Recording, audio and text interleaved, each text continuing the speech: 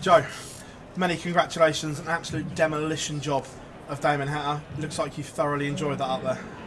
Yeah, I didn't think I made it that obvious, but yeah, I was, like I say, I was bang up for the game. The way that I've been, I was going to say, wouldn't say written off, but I would say written off.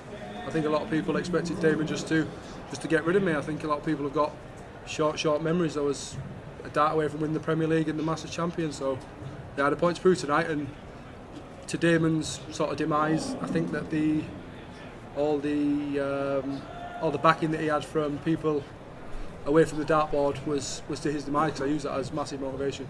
I know you look at social media quite a lot, and when you see the bookies had Damon as favourite,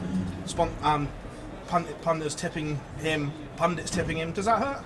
No, if I'm honest, I thought Damon was the favourite for the game. He's in fantastic form. It was more the fact that I was just written off. Like I say, people have got short memories.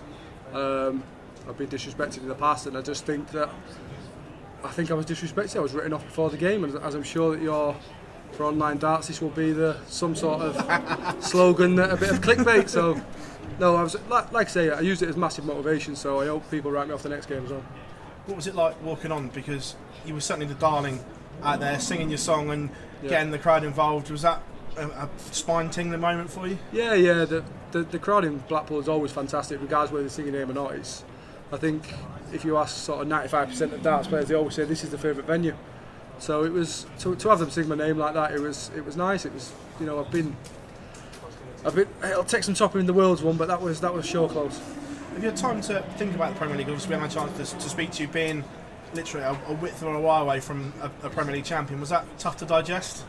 Yeah, it was tough, but then obviously I flew home the next day and got Michael Van Gerwen on a FaceTime asking how I'm feeling. I'm like, Mike, you're the last person I want to be seeing at the minute.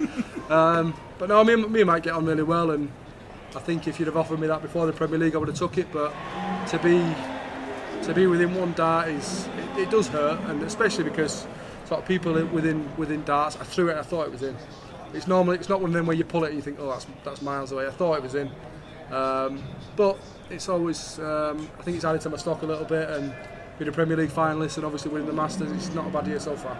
Back to this match play, you're in the quarter of death, as it's been labelled. Whoever comes out of this is really going to have earned their place in the final four. Yeah.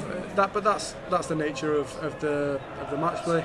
I think this year is arguably the best field that we've ever had. It's there's no really weak player in it. Anyone can beat anyone. But to be handed sort of that little quarter, it is what it is. Everyone's a class player, but that looks especially. It's good for viewing. We'll put it that way. It's really good for viewing. So I think whoever gets through that has really earned the spot. Joe, congratulations, pleasure. Thanks a lot, Paul. Joe, how much of a spring in your step does a result like that give you early on? Yeah, it's good to I think I had the worst draw possible, if I'm honest. Damon's in fantastic form.